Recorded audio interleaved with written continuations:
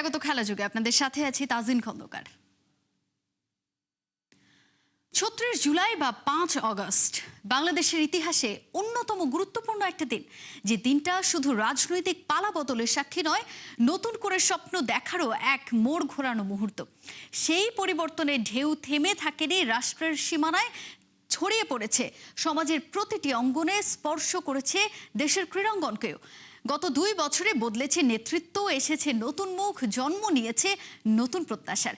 পরিবর্তনের বিগত ২ বছরের ক্রীড়াঙ্গনের গল্প নিয়ে শেখ আশিকের রিপোর্ট। জুলাই ২০২৪ বাংলার রাজনীতির আকাশে হাতে গোনা উজ্জ্বল নক্ষত্রগুলোর একটা, যা এখনো জ্বলছে জল জল করে। তবে জুলাই কি শুধুই রাজনীতির দৃশ্যপটে আটকে আছে? একদমই না। ওলট পালট করে দিয়েছে দেশের ক্রীড়াঙ্গনের ক্ষমতার সমীকরণও। একে একে বিদায় নেয় দীর্ঘদিনের সব পরিচিত মুখ, হাল ধরে অ্যাডহক কমিটি, আর স্থায়ী নেতৃত্ব খুঁজে আনতে গঠন করা হয় সার্চ কমিটি। পরিবর্তনের প্রথম হাওয়া লাগে দেশের ফুটবলের সর্বোচ্চ সংস্থা বাফুফেতে। শেষ হয় কাজী সালাউদ্দিনের ১৬ বছরের রাজত্ব। সভাপতির চেয়ারে আসেন তাওহিদ আউয়াল। সেই পালাবদলেই বাংলার ফুটবলে শুরু হয় নতুন এক স্বপ্নযাত্রা। লাল সবুজের জার্সিতে অভিষেক ঘটে দেশের ইতিহাসের সবচেয়ে বড় তারকা হামজা চৌধুরীর। এরপর সমিত সুলিভান ব্রাদার্স ছাপিয়ে ফারহান আলী ওয়াহিদও হতে চলেছেন বাংলাদেশের। ক্ষমতার পালাবদলের সবচেয়ে আলোচিত অধ্যায় রচিত হয় বাংলাদেশ ক্রিকেট বোর্ডে। প্রথমে ফারুক আহমেদ, পরে বুলবুল। বিতর্কিত কর্মকাণ্ডে দুজনই সভাপতির চেয়ার ছাড়েন। এরপর আবারও দায়িত্ব আসে অ্যাডহক কমিটির কাঁধে। সেই কমিটির প্রধান তামিম ইকবাল গত ৭ জুনের নির্বাচনের রেকর্ড ভোটে সভাপতি হয়ে শুরু থেকেই একের পর এক দেখিয়ে যাচ্ছেন চমক। জুলাই আন্দোলনের রাজপথ থেকে রাষ্ট্র পরিচালনার দায়িত্ব। এই পথচলার অন্যতম পরিচিত মুখ আসিফ মাহমুদ সজীব ভুইয়া। আন্দোলনের নেতৃত্ব দেয়া ৩ ছাত্র প্রতিনিধির একজন হিসেবে প্রায় ১৫ মাস সামলেছেন যুব ও ক্রীড়া মন্ত্রণালয়ের দায়িত্ব। পরে নির্বাচনে বিএনপি সরকার গঠন করলে প্রতিমন্ত্রীর চেয়ারে বসেন আমিনুল হক। জুলাইয়ের পর থেকেই যিনি ছুটে বেড়ান দেশের নানা প্রান্তে, খুঁজে বের করেন প্রতিভাবান ক্ষুদে ক্রীড়াবিদদের, বাড়িয়ে দেন সাহায্যের হাত। আর মন্ত্রণালয়ের দায়িত্ব নিয়েই ৫ বছর ধরে বন্ধ থাকা জাতীয় ক্রীড়া পুরস্কার আবারও চালু করেন নিজ উদ্যোগে। গত ২ বছরে ক্রীড়াঙ্গনে যেসব উদ্যোগ আশার আলো জ্বালিয়েছে, তার মধ্যে অন্যতম নতুন কুড়ি স্পোর্টস। শুধু একটি আয়োজনই নয়, ভবিষ্যতের তারকাদের খুঁজে বের করার এক বিশাল মঞ্চ। এখান থেকে উঠে আসছে আগামীর সম্ভাবনাময় মুখগুলো। সেই স্বপ্নযাত্রায় মাঠে উপস্থিত থেকে ক্ষুদে ক্রীড়াবিদদের উৎসাহ দিয়েছেন প্রধানমন্ত্রী শেখ আশিক। ৭১। এবারে ক্রিকেট। ডারউইন টেস্টের আগে টাইগারদের টেস্ট পরীক্ষা। বৃহস্পতিবার ৩ দিনের প্রস্তুতি ম্যাচে মাঠে নামবে নাজমুল শান্তরা। প্রতিপক্ষ অস্ট্রেলিয়া একাদশ। প্র্যাকটিস ম্যাচ হলেও ক্রিকেটাররা বেশ সিরিয়াস। পেসার হাসান মাহমুদ বলেছেন, প্রস্তুতিটা ভালো হচ্ছে। কন্ডিশনের সঙ্গে কতটা মানিয়ে নিয়েছে দল প্রস্তুতি ম্যাচে, সেটা নাকি বোঝা যাবে। নাহিয়ান বিন জাসিম জানাচ্ছেন বিস্তারিত। ডারউইন টেস্ট শুরুর আগে টাইগারদের এসিড টেস্ট। অস্ট্রেলিয়া একাদশের বিপক্ষে প্রস্তুতি ম্যাচ। উইকেটের দিকে তাকিয়ে অপলক দৃষ্টিতে লিটন হয়তো ভাবছেন, এই ২২ গজটাই ২৩ বছর পর টাইগারদের অস্ট্রেলিয়া সফরে সবচেয়ে বড় চ্যালেঞ্জ। চ্যালেঞ্জ যতটাই থাকুক, পুরো দল আছে বেশ ফুরফুরে মেজাজে। ডারউইন টেস্ট শুরুর আগে পুরোটা ফোকাস প্রস্তুতি ম্যাচ ঘিরে। আমার কাছে মনে হয় যে আমাদের যে প্র্যাকটিস গেমটা আছে সেটা অবশ্যই ম্যাচের আগে প্রস্তুতির জন্য খুব ইম্পর্টেন্ট, এবং কন্ডিশনের সাথে পিচের সাথে মানিয়ে নেওয়ার জন্য এটা আসলে অনেক কাজে দিবে আমাদেরকে। মাইটি অস্ট্রেলিয়াকে চমকে দিতে হলে ব্যাটিং, বোলিং আর ফিল্ডিং ভালো করতে হবে ৩ ডিপার্টমেন্টেই। তবে সবচেয়ে দুশ্চিন্তা ব্যাটারদের। নতুন চকচকে বলে Mitchell Starc, Pat Cummins, Hazlewood আর স্কট বোলান্ডকে সামলানোর রাস্তাটা সহজ করতেই নেটে সাদমান তামিমদের কঠোর অনুশীলন চলছে। নাহিদ রানা নেই, তবে সেই অভাবটা বুঝতে দিতে চাইবেন না হাসান মাহমুদ। খুব ভালো প্র্যাকটিস সেশন হচ্ছে আজকে। ফিল্ডিং হলো, ব্যাটিং হলো, বোলিং হলো। পরে অবশ্যই আমাদের আরো সামনে অনেক টাস্ক আছে এবং অনেক সেশন আছে। ৩ দিনের প্রস্তুতি ম্যাচের পর আরো ৪ দিনের অনুশীলন। সব মিলে মন্দ হচ্ছে না টাইগারদের প্রস্তুতিটা। যদিও দেশ ছাড়ার আগে ক্যাপ্টেন শান্তর কণ্ঠে ছিল প্রস্তুতি ঘাটতির অস্বস্তি। শাহিয়ান বিন জসিম, ৭১। তাওহিদ হৃদয়ের ঝোড়ো ব্যাটিং এর সাকিব আল হাসানের ক্রুশাল মোমেন্টে নেয়া উইকেটে ভর করে ফাইনালে পৌঁছে গেছে জাফনা কিংস। গল গ্যালান্টসের বিপক্ষে জিতেছে 14 রানে। 21 বলে 54 রানের ইনিংস খেলে নট আউট থাকেন তাওহিদ হৃদয়।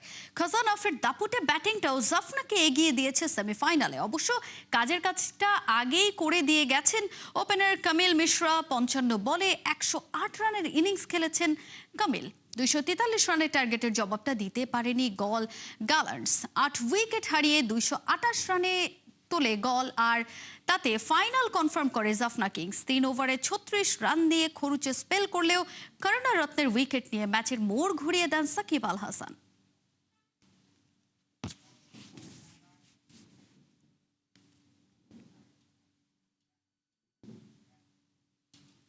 এবারে ফুটবল প্রসঙ্গ। হামজা শমীদদের অবদানে বদলে গেছে বাংলাদেশের ফুটবলের চিত্র। সেই তালিকায় লুই ওয়াটসনের নাম যোগ করতে যাচ্ছে বাংলাদেশ ফুটবল ফেডারেশন। ইংল্যান্ডে জন্ম হলেও আয়ারল্যান্ডের বয়সভিত্তিক দলের হয়ে খেলেছেন। জন্ম নিবন্ধনটা হয়ে গেলেও অপেক্ষা সবুজ একটা বইয়ের। আবু নাইম জানাচ্ছেন বিস্তারিত। ইংল্যান্ড থেকে বাংলাদেশে পাড়ি জমানো শুনলেই মনে পড়ে হামজা দেওয়ান চৌধুরীর কথা। তবে নতুন করে কেউ একজন এই বঙ্গদেশে পা ফেলতে পারে সেটা জানা আছে তো? The boy Louis Watson. নানান নাটকীয়তার পর লাল সবুজের জার্সি গায়ে জড়াতে পারেন এই আইরিশ বয়। ইংল্যান্ডের জন্ম কিন্তু জাতীয়তা এখন আইরিশ, কারণ ওই দেশের হয়ে খেলার স্বপ্ন থেকে বদল এনেছিলেন ন্যাশনালিটিতে। ইংল্যান্ড ও আয়ারল্যান্ডের বয়সভিত্তিক দলের হয়ে খেলেছিলেন, কিন্তু জাতীয় দলের টিকিটটা পাওয়া হয়নি। ব্যাপারটা লুই ওয়াটসনের জন্য মন খারাপের হলেও বাংলাদেশের জন্য এটাই সুযোগ। ওকে ফেরাতে পারলে উন্নতিটা লাল সবুজেরই হবে, কিন্তু একটা বাধা ঠিকই আছে, সেই পথ পাড়ি দেওয়া মোটেও সহজ না। আমি লুই ওয়াটসনকে প্রথম টেক্সট করি হোয়াটসঅ্যাপ মেসেজে, জেমি রেফারেন্সে। ওর সাথে সাথে উনি আমাকে গেট ব্যাক করে, বাট উনি বলেন যে উনি তখন ট্রেনিংয়ে খুব ব্যস্ত, ভেরি সুন উনি আমাকে সময় দিল, আমার সাথে কথা বলবে। অ্যান্ড ওই কমিউনিকেশন চলতে চলতে 11 জানুয়ারিতে অলমোস্ট 1 মাস পরে ফাইনালি তার সাথে আমার কথা হয়। We had a lovely long discussion. মিডফিল্ডে হামজা আসার পর বাংলাদেশ যেভাবে বেনিফিটেড হয়েছে, সেই একই জায়গায় লুই ওয়াটসনের মতো প্লেয়ারদের সার্ভিস নিতে পারলে মাঝ মাঠে শক্তিটা আরও বাড়বে। ইংল্যান্ড আয়ারল্যান্ডের মতো দেশে ফুটবল চর্চাটা হয় উন্নত মানের। লুই ওয়াটসনের দীক্ষাটা তো সেখান থেকেই নেওয়া, তাই ওর ইনক্লুশনটা বাংলাদেশকে এনে দিতে পারে সাফল্য। বাট উনি যেটা বলেন যে দেখো, আমি সিরিয়াসলি কনসিডার করছি বাংলাদেশে খেলার জন্য, বাট এই মুহূর্তে I am not sure. So ওই জন্য এই অ্যাপোলো যে একটু সময় নিয়ে তোমার সাথে কথা বলছি আমি। তো আমি ওনাকে বললাম যে দেখেন, আমি তো ফেডারেশন, আমরা তো চাবই এদেরকে অ্যাট্রাক্ট করার জন্য, মোটিভেট করার জন্য। তখন আমি ওনাকে বললাম যে দেখুন, ইউ টেক ইউর টাইম, কোনো অসুবিধা নাই, but if you permit me, আমি তোমার কিছু প্রাইমারি কাগজগুলি করে নিই, বিকজ তোমার root is through your grandfather, এটা আমার একটু সময় লাগবে। ডু ইউ মাইন্ড আমি সেই কাজটা তোমার অনুমতি নিয়ে করতে পারি নাকি? So he was very professional. উনি তখন সাথে সাথে বলেন যে হ্যাঁ, অফকোর্স আপনি করে ফেলেন এটা। 4th of March, if I'm not wrong, 4th অথবা 5th of March-এ তার বার্থ সার্টিফিকেট পেয়ে যায়। So his birth certificate is done actually. Origin player ব্যবহার করে বিশ্বের বড় বড় দেশগুলো তাদের ফুটবলে উন্নতি করেছে। সেই লক্ষ্যে কাজটা বাফুফেও করছে। তবে নির্দিষ্ট কোনো একটা টিম দরকার কিনা যারা অরিজিন প্লেয়ার খোঁজ করে প্রসিডিওর মেনটেন করে জাতীয় দল অবধি নিয়ে আসবেন, সেটা সামনে রেখে কোনো প্ল্যান কি করেছে বাফুফে? স্কাউট ইভেন্ট করতে পারে নাকি ইউরোপে, বিকজ যেটা হচ্ছে প্রোঅ্যাক্টিভলি অনেকে আমার সাথে যোগাযোগ করছে, কিংবা আমরা অনেকে খোঁজ পাচ্ছি, তখন হয় আমি যোগাযোগ করছি। যদি আমি দেখি ইউথ টিম, ওটা আমি জোরাটকে দিয়ে দিই, সামিদ কাসিমকে দিয়ে দিই, আন্ডার-20। সিনিয়র টিম হলে আমি কোচের সাথে কথা বলে আমরা আলাপ করি। সো এই জিনিসটা তো চলমান, বাট আমাদের খুব ইচ্ছা আছে আগামী সামারে একটা প্রপার ক্যাম্প করার জন্য। এবং আমি কিন্তু একটু বলতে চাই, আমাদের ইউথ টিমের কিন্তু অলরেডি আমরা প্রায় আমাদের 5 জন প্লেয়ার এখন আছে অলরেডি। এর বাইরে আরও if I am not wrong 5 থেকে 7 জন প্লেয়ার কিন্তু একটা পুল করে ফেলেছি। সাফ টুর্নামেন্টে বেশ কয়েকটা নতুন নাম যোগ হতে যাচ্ছে। অরিজিন প্লেয়ারদের ইনক্লুশন ঘুরিয়ে দিতে পারে সব হিসেব নিকেশ। প্রতি মাসে আমি একবারকে মেসেজ দিই, সো মাঝে মাঝে সে রেসপন্ড করে, মাঝে মাঝে সে করে না, but we are in touch. আমার বিএফএফ ম্যানেজমেন্ট থেকে জেমিডের সাথেও রেগুলার যোগাযোগ করা হয় তার ব্যাপারে। So we have to wait and see, but এতটুকু বলতে পারি আমাদের তরফ থেকে উই আর ফুলি রেডি। তার ডকুমেন্টেশনের কাজও হয়ে গিয়েছে, এখন জাস্ট ওনার সম্মতিটা।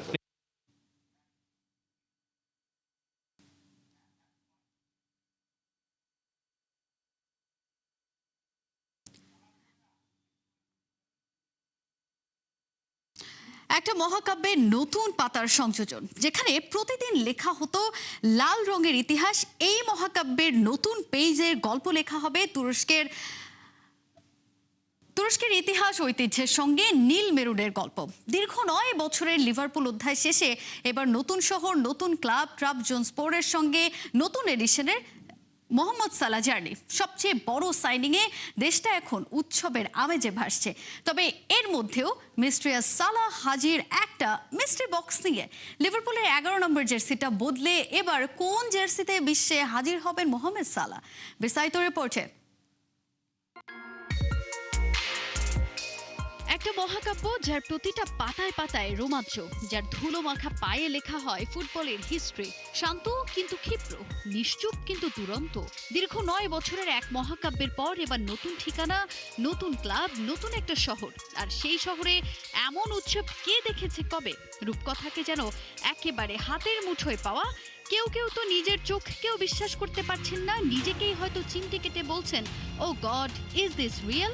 এই গল্পটা এখন নতুন করে তুরস্কের মাটিতে শুরু হয়েছে সুপারস্টার মোহাম্মদ সালাহকে নিয়ে। মোহাম্মদ সালাহ লিভারপুলের লাল জার্সিতে লেখা অসংখ্য রূপকথার ইতি টেনে মিশরীয় মহাতারকা পা রেখেছেন তুরস্কের মাটিতে। ইউরোপের ফুটবল আকাশে যে তারা এতদিন আলো ছড়িয়েছেন, এবার সেই আলোয় আলোকিত হতে চায় ট্রাবজনস্পোর। কয়েক সপ্তাহের জল্পনা কল্পনার অবসান ঘটিয়ে 34 বছর বয়সী সালাহ ইস্তাম্বুলে নামতেই যেন শুরু হয়ে গেল নতুন এক ফুটবল রেভলিউশন। সালাহকে বহনকারী প্রাইভেট প্লেনের ছবি প্রকাশ করে ট্রাবজনস্পোর লিখেছে, সালাহ মোড অন। নীল মেরুন জার্সি গায়ে বিমানে বসে থাকা সালাহর সেই ছবি মুহূর্তেই ছড়িয়ে পড়ে সোশ্যাল মিডিয়ায়। আর ইস্তাম্বুল বিমানবন্দরের দৃশ্য, এ যেন কোনো ফুটবল সুপারস্টার নন, শহরে ফিরেছেন নতুন এক রাজা। ব্যানার, জার্সি আর ক্লাবের পতাকা হাতে শত শত সমর্থক অপেক্ষায় তারকার জন্য। সমর্থকদের বিশ্বাস, সালাহর আগমনই হতে পারে ট্রাবজনস্পোরের টাইটেল চ্যালেঞ্জের নতুন সূচনা। ইস্তাম্বুলে মেডিকেল টেস্টের পর সালাহ যাবেন ট্রাবজন শহরে। সবকিছু ঠিক থাকলে 2 বছরের কন্ট্রাক্ট, সঙ্গে আরও 1 মৌসুম বাড়ানোর অপশনও আছে।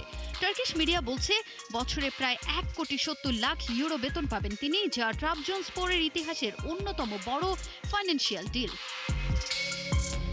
তবে এই ট্রান্সফারের আসল মূল্য হয়তো টাকার অঙ্কে মাপা যাবে না। লিভারপুলের 9 বছরের অধ্যায়ে 442 ম্যাচে 257 গোল, ক্লাবটার ইতিহাসে তৃতীয় সর্বোচ্চ গোলদাতা।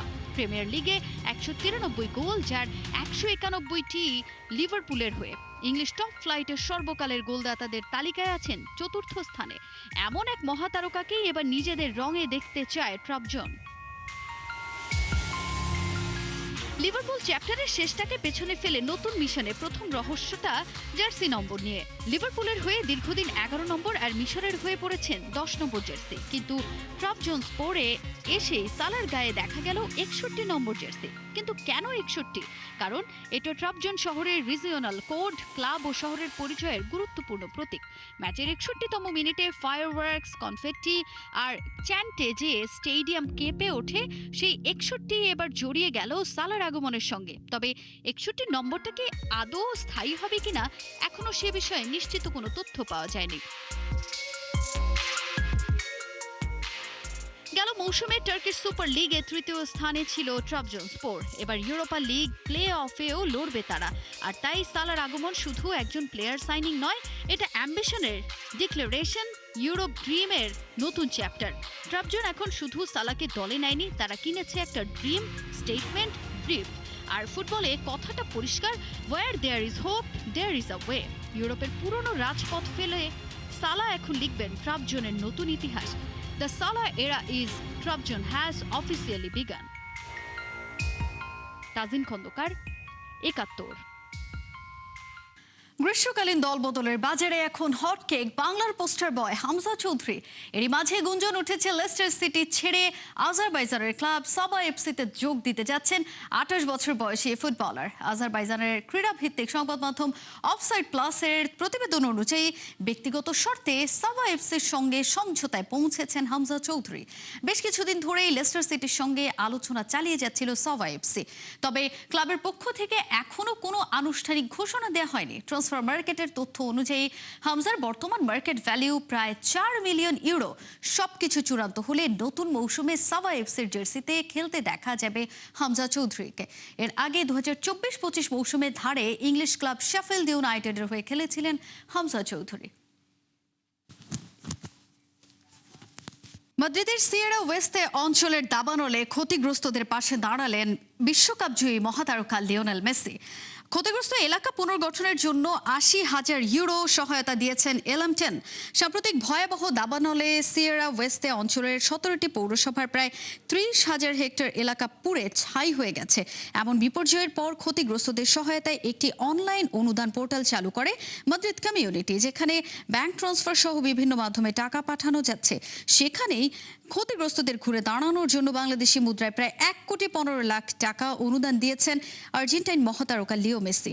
মাদ্রিদ কমিউনিটির প্রেসিডেন্ট ইসাবেল দিয়াস আয়ুসো মঙ্গলবার সামাজিক যোগাযোগ মাধ্যমে এই তথ্য নিশ্চিত করেছেন। শুধু অনুদান তোলাই নয়, পুনর্গঠনে ৪৩ দফা পরিকল্পনাও ঘোষণা করেছে স্থানীয় প্রশাসন। মাগুরা শহরে ক্রিকেটার সাকিব আল হাসানের বাড়িতে হামলা করেছে দুর্বৃত্তরা। এ সময় বাড়ির গেইটে পেট্রোল বোমা ছোড়ে তারা। প্রত্যক্ষদর্শীরা জানায়, দুর্বৃত্তরা বাড়ির গেইটে পেট্রোল বোমা মারার পর জানালায় ইটপাটকেল ছোড়ে। এতে জানালার কাঁচ ভেঙে যায় এবং বাড়ির গেইটে কিছু অংশে আগুন ধরে যায়। খবর পেয়ে পুলিশ ঘটনাস্থলে এলে হামলাকারীরা পালিয়ে যায়। সেখানে পুলিশ মোতায়েন করা হয়েছে। ২০২৪ সালের ৫ অগস্টের পর থেকে সাকিব আল হাসানের এই বাড়িটি ফাঁকা এবং তালাবদ্ধ অবস্থায় রয়েছে।